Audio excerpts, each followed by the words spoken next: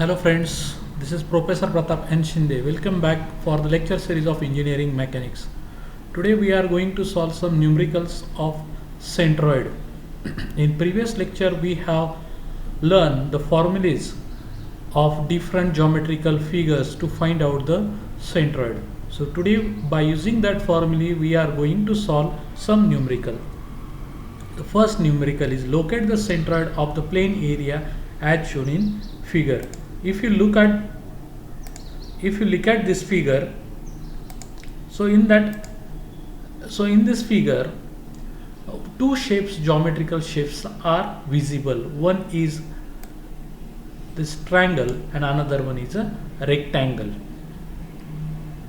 So we have to find out the area of these two different geometrical shape differently, and we have to find out again its centroidal coordinates of each individual figure. I have given the nomenclature to this is x1, this is centroid of the first figure, and the x2 is the centroid of the second figure. Similarly, y1 and y2 are the two centroids of the figure. Similarly, now we are going to find out this centroid. First, area of this triangular portion, that is 1/2 base into height. From that you will get this area, that is 2250. Okay. Similarly, x1 bar is the distance of centroid from the y-axis. So this centroid distance, as we know that distance of centroid is given by b/3 formula from the right angle edge, but the y-axis is towards the opposite side of right angle side, so this distance is 2/3 of b. So 2/3 of b is 40, so b is here 60, and the y bar is nothing but the h/3, that is 75 divided by 3, that is 25. Now find out the ax. What is ax?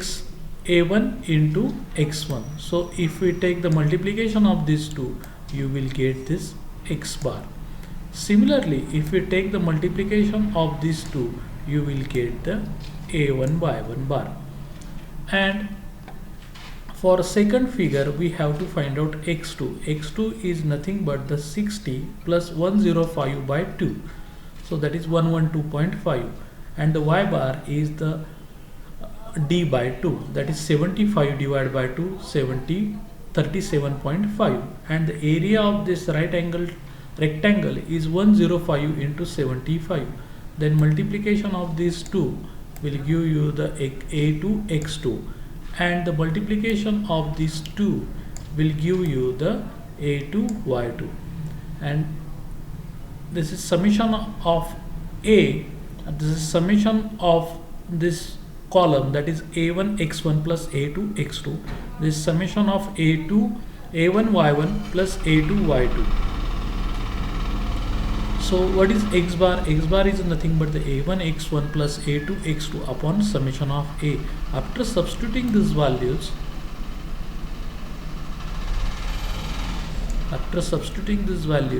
you will get the answer. X bar is 96.38, and y bar, after substituting the values, you will get the value of 34.71 mm. This is the y bar. So your coordinates are 96.38 and 34.71 is your answer. Now come towards the second problem. In second problem, one lamina is given. If you observe this lamina, we can divide this lamina into 4 different shapes. So what are that shapes? So first one is this triangle, second one this small rectangle, third one is this bigger rectangle, and fourth one is your semicircle. Now we have to find out the centroid of this lamina. Now if you observe this lamina, some part of this lamina, part 3 and 4th, is in first quadrant, and some part of this lamina is in second quadrant. So towards the left of y-axis minus x and towards the right upward is positive. So this portion while writing the its centroid care should be take for the x bar. Okay, so here I have shown x1 bar, x2 bar, this is x3 bar, and this total distance is x4 bar, that is distance of centroid of semicircle from the y-axis is x4 bar. Similarly y1, y2, y3 and y4 is the centroid of all the figures respectively. Now a1 y1 plus a2 y2 plus a3 y3 plus a4 y4 we have to find out. Similarly a1 x1 plus a2 x2 plus a3 x3 a4 x4 that we have to be find out. Now begin with the first figure. This is 90 and this one is given 180. So area of this triangle is 1/2 base into height, that is 8100, and its x bar is the distance of centroid from the right angle side is 90 divided by 3, that is 30, but sign is minus because it lies in a minus x direction. It lies in a minus x direction, so it is minus 30. Similarly y bar is distance from this right angle edge is h by 3, but we require the centroid from this apex, so the centroid is at a distance of 2/3 of h from this apex. So 2/3 h is 180, so 2/3 into h you will get answer 120. So this is your x1 and this is your y1. Similarly area will a1 1/2 base into height.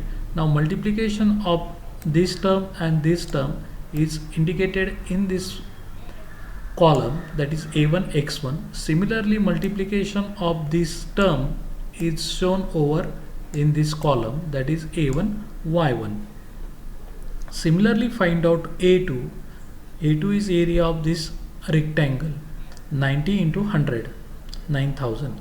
Now x bar is 90 divided by 2, 45. Sign is minus because it's towards the left side of y-axis, therefore it is minus 45. Now what is y2 bar? The total distance is 180 plus 100 divided by 2, that is 50. 180 plus 100 divided by 2, that is 50, that is 230. So multiplication of 9000 into minus 45, you will get this answer. Okay, similarly 9000 multiplied by y2, you will get this answer. So this is a2 y2. Now come towards the third figure. Third figure is a rectangle of size 150 by 280. Area is 150 into 280, you will get 42,000. Now x bar is 150 divided by 2, that is 75, and y bar is 280 divided by 2, that is 140, and multiplication of these two, it's a3 x3 will be indicated in this column, and multiplication of this figure will be indicated over here, that is a3 y3. Okay, now we have to find out the centroid of fourth figure. Area of this semicircle pi r square divided by 2, that is pi r is 140 divided by 2. As this 280 is the diameter, so radius is 140, so you will get the a4. Similarly we have to find out x4. x4 is this much distance. Now this distance is, we know that, what is this distance? This distance is 4r upon 3 pi. Formula we have already learned in first lecture. So 4r upon 3 pi is this much distance. So total distance is 150 plus 4r upon 3 pi. So you will get 209.42. Y bar is half of this 280, that is 140. Now multiplication of these two terms, will give you the answer here. Now multiplication of these two terms will give you the answer over here. So addition of last column give you summation of ay, addition of second last column give you summation of ax, and the first column will give you the summation of a. Now apply the formula x bar is equal to a1 x1 plus a2 x2 plus a3 x3 plus a4 x4. Substituting the values you will get the x bar, and from in this formula also if you substitute this value you will get the y bar. 150.55 mm is y bar, and this is 101.82 mm is your x bar. Thank you for watching.